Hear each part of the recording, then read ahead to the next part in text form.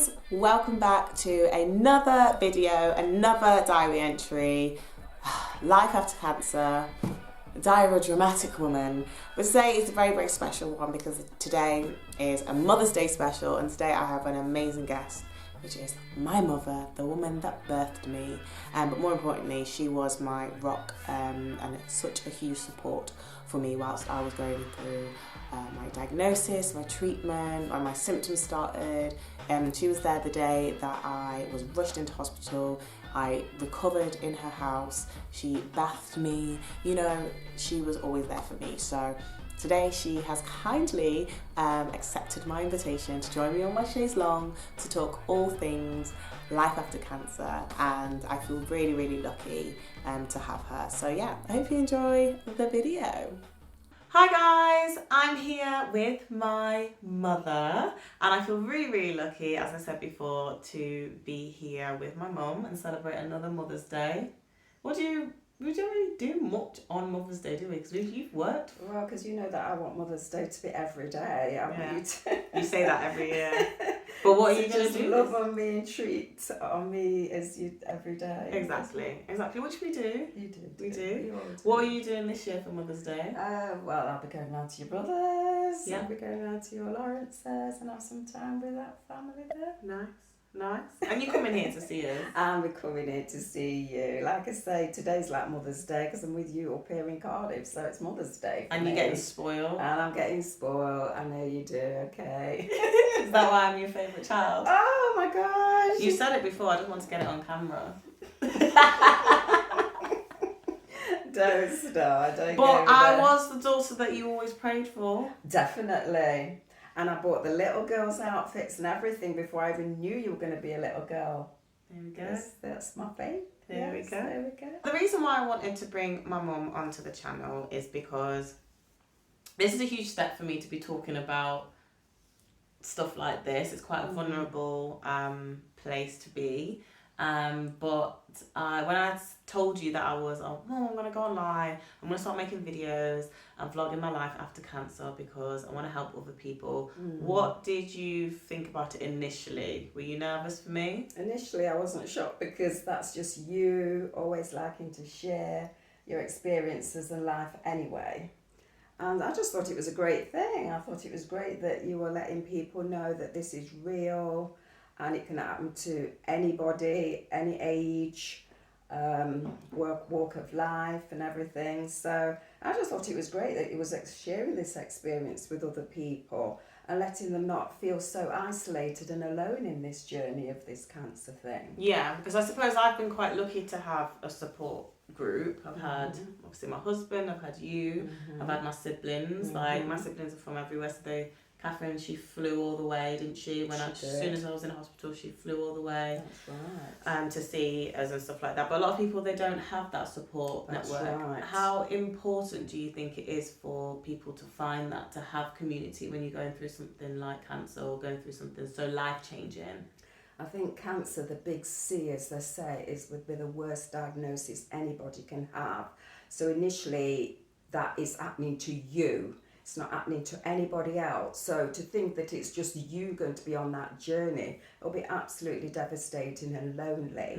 So to get as much people to share that and don't let it be a secret, and that it's something you're going to have to go through and experience alone is very important. You need that sharing and that help and that support because it's mentally, it's emotional, it's physical, and even more.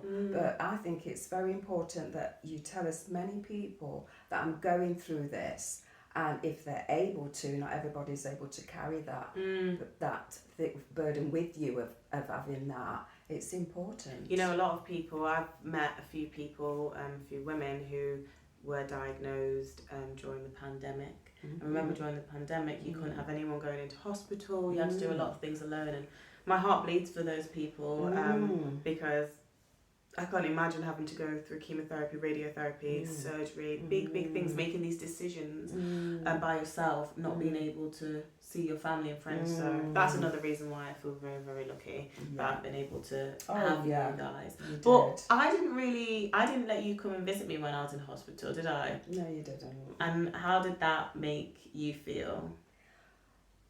I suppose it made me feel like, you know, I was like, why doesn't she want me to be there? But at the same time, you've always been brave. You've always wanted to show how strong you are and how you can cope with things and everything. So I accepted that side of your personality. It's like, I can do this, I'll be okay. But I know also that you knew that I was there. Yeah, absolutely. I was there. I think everybody played their role that they needed to, and we've been through a lot as a family anyway, and I knew that, okay, Mum needs to be at home, she needs to be the one that I can tell her the updates, and she can be the one that tells everybody else, because I want a million people ringing me, how you doing, what's the prognosis, what they're saying now, what's in it. I thought, let me just, right, Mum's person, I update her, she tells everybody, so no one needs to be telling me. Exactly. If anyone needs to know what's going on, go ask Mum, right? And Mum will tell you what the update is. Right. And there was a lot of time that I needed just to be just me, thinking about what I want to do, what is happening. I had to deal with that.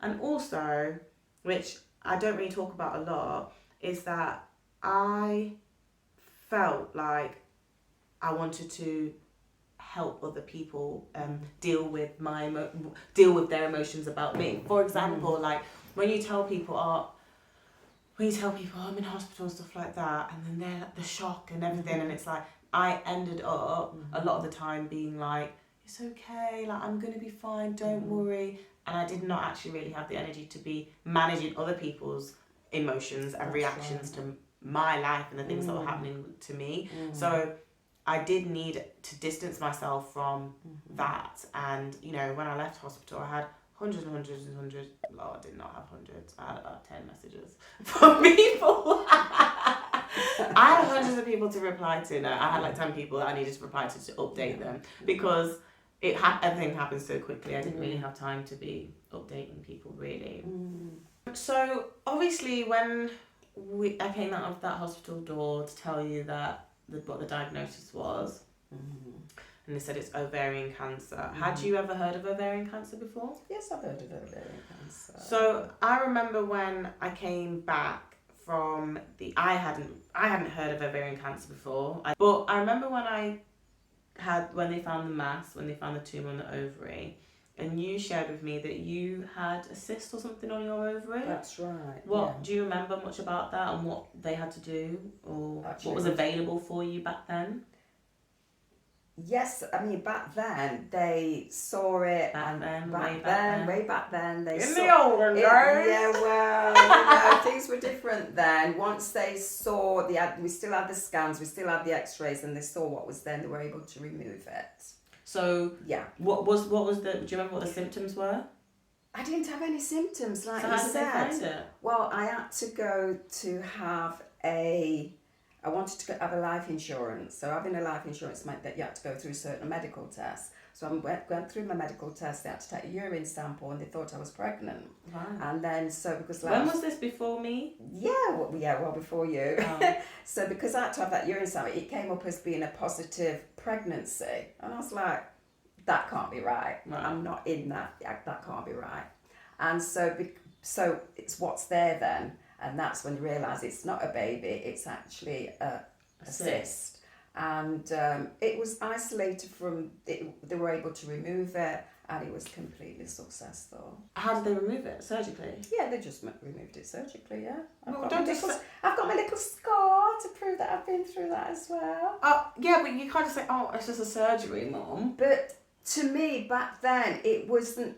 Did they do it through, how big was it? It was just a small incision, and I went in and out, took it out. Did you have to stay over? Sucked it out. No, I didn't actually. Were you scared? Well, I knew I was in good hands, and I'd heard of people going through it before, and they told me, I think they must have said it wasn't cancerous or anything like that. But they just had to get it out. It wasn't a baby, but it was a growth, and they had to remove it. I remember when they found the mass and stuff, and I remember praying that it was just a cyst. I was like, oh, please let it just be a cyst like my mum, because she made it sound so simple and so easy. And I remember just thinking, I hope it's just a cyst, I hope it's just a cyst. But obviously as it grew bigger and bigger, I was like, there's no way they're putting a little incision in and taking this out with just one little camera. So you said you got a little scar, and you seemed very, like you were saying, like you're proud of it. How did you feel when you originally saw my incision Be honest. Your full incision. I was like, wow. Because obviously no mother wants to have that on themselves, let alone their child, to be diagnosed with cancer. But you're talking about having been through all it now and you've had it removed and the scar. I was like, wow. I was shocked. I was like, because I've never seen one like that before, ever. And my daughter, my child, I'm having to go through cut from top to, it looks when it was first done with the staples. Like Frankenstein. That was a shock to my sister. But as it's healed now, wow, I was like, show it off, girl, how brave you are, how you've been through that, and look at me, and I'm still alive and still, I think when I first saw it, when they first took the gauze off, because the nurse said we need to take it off, otherwise it's going to start to get infected. And I was like, in my head, I couldn't even imagine what, because I was still numb from like here. They had the epidural in still from here all the way down, so I couldn't feel anything, and so in my head I couldn't even imagine. When she took it off, I cried and cried and cried, because I was like, they've cut me open and they've taken something from me. And it's gone, and I didn't even get to like say goodbye. I didn't get to have that sort of whatever. And I looked at my nurse and I started crying, and she was like, "Oh, Shalisha, to be honest, they've done a very good job." I was like, "A good job." Yeah, but to see your flat stomach from having this mask, I was just like, the shock of seeing that you'd been through that much length of time in surgery and come through with this scar. But I was like, her stomach's flat, it's gone. So I remember calling Catherine, my sister, and FaceTiming her and showing her, and I took a picture and sent it to her, and she was fascinated. She was like zooming in, she was like, wow, she couldn't believe it. And her reaction to like, wow, that's amazing, as if a human hands have been able to do this and fix you. And then I started to change the way I thought about it as well, and be like, oh yeah, wow, actually, wow, it is amazing actually. Because I remember just before I went to sleep, I grabbed Dr. Wong, my surgeon, one of my surgeons, and I was like, hi, because I was on so much pain meds, and they just sedated me because my heart rate was going. And I said, Dr. Wong, please make it as pretty as possible. I know you did. That's typically you, And she was like, it's going to be large, but we'll do our best, Shalisha. I know you're an actress. I was like, yeah, please. She was cracking up. She told Samuel. She rang Samuel downstairs and was like, okay, your wife. So how would you say that our relationship has changed since I was sick, me and you? I'd say we're a lot closer. Well, we're close anyway, but we speak daily now, and we're just always in tune with what we're doing with our lives, i.e. me, work, social, whatever, and you, yourself, and what you're doing. So I think it's made us really like even closer than before. We just want to keep updated with everything that's going off all the time. And me as a mum, obviously, I'm more like that protective mode comes in anyway, are you sure kind of thing, and you're like, yeah.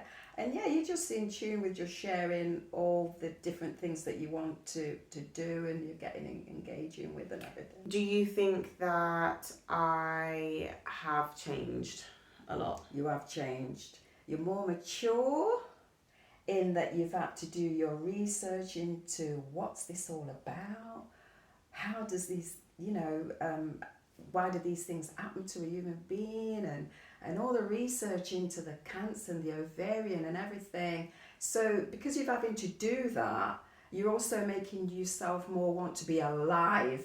You want to just live your best life now. You don't want to miss out on anything. Oh, I'm going skydiving, I'm doing bungee. No, you're not doing those things, but you are doing a lot of things that I never thought you'd say you'd be involved in and doing, and all the different activities. And you've been very supportive of the things that I've been wanting to do as well. You always say, are you taking care of yourself though? Because I think from not being able to do much to then just being like, well, I'm not going to waste any time.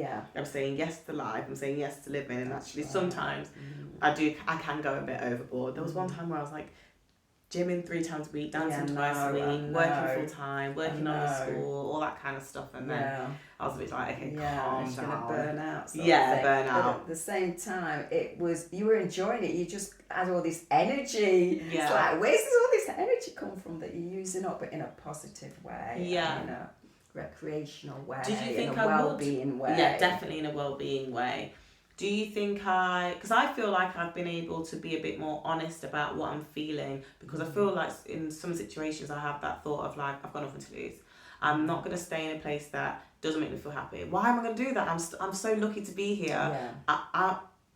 If it doesn't feel right, deuces, like, I'm gone. Like, it's I won't stay in a place that makes me uncomfortable. I won't surround myself with people that make me uncomfortable. I just want to be joyful, peaceful, happy, and just living and not taking anything for granted, but at the same time taking care of myself. And the whole sort of like, I don't know, I didn't think that I would change so much. I didn't think I would grow so much. But I think also because you're young and you know that you're young and you've always had these ambitions that's been in front of you anyway, and there's still some that you haven't been achieved yet. Because you know you're young, you want to don't want to miss out on those things that you want to do. And also because you've got your young siblings that look up to you, aspire to you and that, you know, I think it's made you you feel that you're accountable to them, to how you go through this. Yeah. And you've done a great journey, and they do still look up to you. They're like, wow, really, Auntie? You know? What do you think they're proud of me? Very proud of you. Very proud of you. What are you most proud of me for? I'm proud of you the way you've come through it, and you're not making it a waste. You're using it to help other people, to let them know that this is real. I'm a young black girl, I've been through this. And you're using it through the media, and you're, I think that's the positive thing that's changed you, that you're not going to let it waste. I can use my voice to help and encourage other people. Come out, let's help and support each other. Don't journey alone. You're making it a real life thing that does happen. But like I say, you're not making it a waste, and you're using it to help and encourage other people. And seeing that, it's just such a positive energy that's coming through you. And Thank you, Mum. I really like that. Proud of. Well, this is my last question. Am I living the life that you always dreamed for me to have? The life I've always dreamt for you is not to have cancer. No one wants their daughter to have gone through cancer. So that part of it's not the life and the dream that I've ever wanted for you to go through, right? But knowing the daughter I've produced and see her grow and become an actress and see her just loving life, I'm proud of the fact that that's still ongoing. It's still ongoing. There's my Shalisha, she's coming through it, she's showing her true colours. I ain't gonna let this thing lick me. And that's part of me, because I am that sort of person. You know the life that we've been through as a family. We're a survivor of so many kind of different stuff. And you're making it like, yeah, this is just another aspect, but it's coming through me. But I'm not gonna let it beat me, you know what I mean? So I'm proud of the after surgery. Yeah. You know, the Shalisha that's been through the cancer and she's come through. I'm proud of the life that you're now living and sharing your story and still acting, still doing all the things you love to do. I'm proud of that so much. Thank you. Yeah, I'm so proud of that. Thanks, Mommy. I I love you so much too. Well, that is the end of my grilling, my interview with my beautiful mother. And I just want to say that I am so thankful to you. I'm thankful that you were there to support me through everything. I truly think, you said, oh, I'm so proud of the way that you handled everything. I truly think that the way I handled everything is a reflection of you. It's a reflection of how you raised me. And so I'm very grateful for those skills. Just all the literally like the basic skills as well of like empathy and being empathetic towards myself. I'm so blessed of the way that you champion me, and I you know, everything I do, I always think, oh, I can't wait to tell my mum. She's going to be so gassed. She's going to be so proud. So I feel really, really lucky. So thank you, Mum. And thank you for joining me today on my channel. Thank you guys for listening. It's a bit of a different one this time. I hope that you guys have a wonderful time celebrating your mothers, the people who are mother figures for you, mothers everywhere, not just biological. Is it more mothers are not just biological? Your mother to a lot of women, aren't you? Grandmas, anybody female carries the genes of having that mother instinct. Yeah, exactly. I hope you are celebrating them, and also all the mothers out there that are living with cancer, living after cancer. You're amazing. I honestly think you guys are the creme de la creme of women, and big love to you all. And so thanks for joining us, and we'll see you on the next one. Bye. Say bye, Mum. Bye.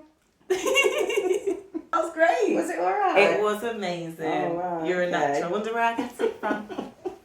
Samuel won't be in this shows long. I know, remember. Where from? Do you remember where from? Is it eBay? No. Can't remember. Gumtree. When we lived in Nottingham. Yeah. That's either get Gumtree or eBay. And then we went round to their house, £10. Oh gosh, yeah. Yeah, £10. Fuck yeah. Yeah,